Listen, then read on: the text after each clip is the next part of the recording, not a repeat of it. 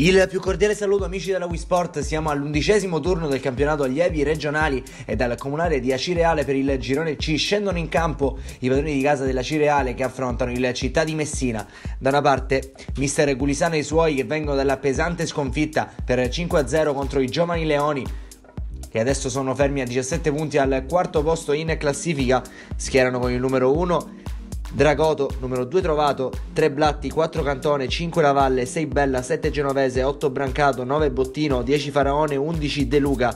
Dall'altra parte invece il Città di Messina di mister Cosimini viene dalla vittoria per 2-0 rimediata nell'ultimo turno tra le mura amiche contro la Messana e schiera con il numero 1 Forestieri, 2 De Marco, 3 Battiato, 4 Dama, 5 Lopresti, 6 Grasso, 7 Motta, 8 Andò, 9 Spuria, 10 Cafarelle e 11 Gennaro. La capolista contro la quarta in classifica, una partita importante dunque per andare a stabilire le gerarchie di questo campionato.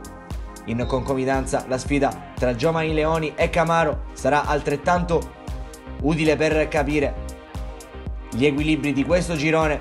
Parte bene la Cireale che prova subito a sfondare sull'out di sinistra. Il pallone probabilmente in questo caso esce fuori, non per il direttore di gara, ancora Cireale in possesso. Alla fine c'è un tentativo dalla distanza, ribattuto alla difesa della Città, ancora un tiro che però non inquadra la porta, pericoloso in apertura la Cireale, ma al primo tentativo il Città di Messina riesce a trovare il gol. È perfetto lo schema che libera al tiro Dama ed è 1-0, ancora una volta ci pensa Davide Dama. Ma che bello lo schema di mister Cosimini su questo calcio di punizione. Infatti Motta ha scaricato su Spuria, pallone dentro e Dama tutto solo ha trovato un Eurogol sul secondo palo, festeggia insieme al portiere Mellino Dama e poi segno d'ok verso le nostre telecamere. Acireale che prova subito a reagire, il pallone si alza a campanile, cade un giocatore della Cireale in area di rigore, era il numero 9 Bottino.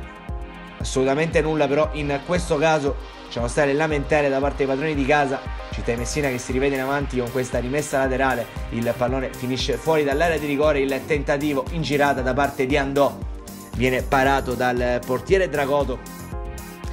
Ancora un tentativo per il Città di Messina e l'azione successiva bellissimo. Il corridoio dentro da parte di Motta, cade in area di rigore Spuria. Per il direttore di gara non c'è nulla.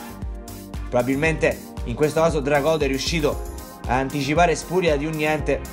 Lo stesso Spuria protagonista poco dopo, infatti il suo colpo di testa sul calcio d'angolo finisce di poco sul fondo. Prova a reagire la Cireale che ci prova con il tentativo in girata da parte di Bottino, che però trova la risposta sicura da parte di Forestieri. Ancora un calcio di punizione per i padroni di casa, il pallone viene sventagliato in mezzo, c'è il colpo di testa da parte del capitano, il numero 11 De Luca. Ancora una volta Forestieri sicuro e tranquillo.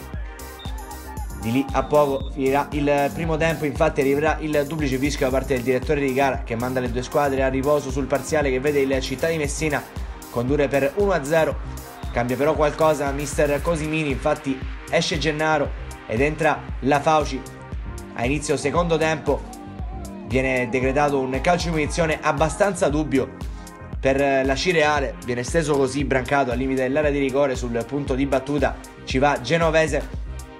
Il suo tentativo viene respinto da Forestieri, il pallone se lo ritrova un giocatore della Cireale, ancora una volta prodigioso l'estremo difensore della Città di Messina, ci ha provato a botta sicura Faraone. Ottimo intervento però per Forestieri, poco dopo ancora un'occasione per la Cireale, ma ancora una volta di puro istinto Forestieri risponde benissimo su Brancato, non sa più come concludere verso la porta di Forestieri la Cireale. Poi c'è un calcio d'angolo e ancora una volta un balzo incredibile del portiere della Città di Messina che si supera in controtempo mettendo il pallone al lato. Prova a alleggerire in qualche modo il Città di Messina. Conclusione da parte di Spuria col mancino. Sfiora il gol del possibile 2-0. Esce poco dopo il numero 9 di mister Cosimini. Al suo posto in campo entra Majorana.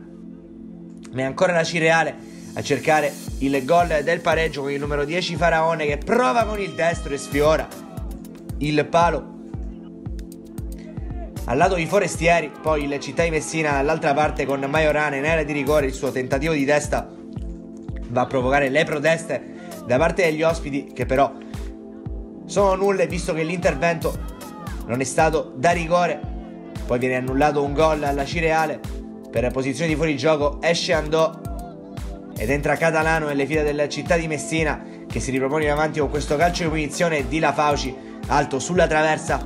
Ancora Città di Messina che adesso ha l'occasione per chiudere definitivamente il match con Cafarella, che a tu per tu con il portiere non riesce a deviare in maniera concreta. Ne avrà un'altra di occasione il numero 10 di Mister Cosimini, il suo destro però è lento e allora Dragotto riesce a far sua la sfera. Ultimo cambio per Mister Cosimini, infatti entra Catalano per rilevare Motta. La Cireale però all'ultimo istante si guadagna un calcio di rigore. Abbastanza dubbio l'intervento in questo caso da parte di Grasso. Per il direttore di gara però è calcio di rigore.